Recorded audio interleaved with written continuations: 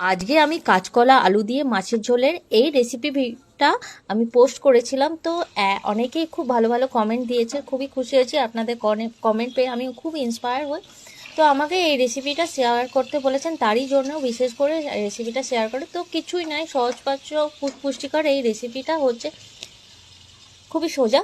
তো কড়াইয়ে সর্ষের তেল গরম করে হলুদ নুন মাখিয়ে কাতলা মাছ বা রুই মাছ যে কোনো এক মাছ নিতে পারেন, তো একটু ভালো করে ভেজে নেবেন, মানে খুব লাল লাল যাতে না হয়, হালকা লালচে ভাব আসবে তখনই মাছগুলো উঠিয়ে নিতে হবে। এরপর ওই তেলের মধ্যে অল্প খানিকটা তেল যেটা বেঁচে থাকবে, কালো জিরা ফোড়ন দিতে হবে। তারপরে আলু আর কাঁচকলা লম্বা লম্বা করে কেটে আগেই রেখেছিলাম, এর মধ্যে কালো জিরা ফোড়ন দেওয়ার পর আলুটা হালকা ভেজে নিতে হবে। আলুটা কিছুক্ষণ ভেজে নেওয়ার পরই আমি কাঁচকলাটা দেব, কারণ আলুটা সেদ্ধ হতে একটু টাইম লাগে আর কাঁচকলাটা জলদি সেদ্ধ হয়ে যায়, এই জন্যই আমি কাঁচকলাটা পরে দিলাম। একটু নাড়াচাড়ার পর আমি হলুদ নুন দিয়ে আবার একটু নাড়াচাড়া করলাম। তারপরে মশলা যেটা দিলাম সেটা হচ্ছে জিরে গুঁড়ো আর লঙ্কা গুঁড়ো, আপনারা চাইলে কাশ্মীরি লঙ্কার গুঁড়োও দিতে পারেন, আর কাঁচা লঙ্কা দিয়েছি। ব্যাস একটুখানি জল দিয়েছিলাম, একটু মশলাটা কষিয়ে নেওয়ার পর আন্দাজ মতো জল দিয়ে ভালো করে ফুটিয়ে নিলাম, ভালো করে টকবক করে ফুটে আসবে।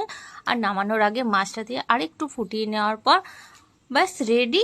এরপর আমি হালকা ধনেপাতা উপর থেকে ছিটিয়ে দিলাম। তো গরম ভাতে এই ধরনের রেসিপি একদম পুষ্টিকর, জমে যাবে এই গরমে।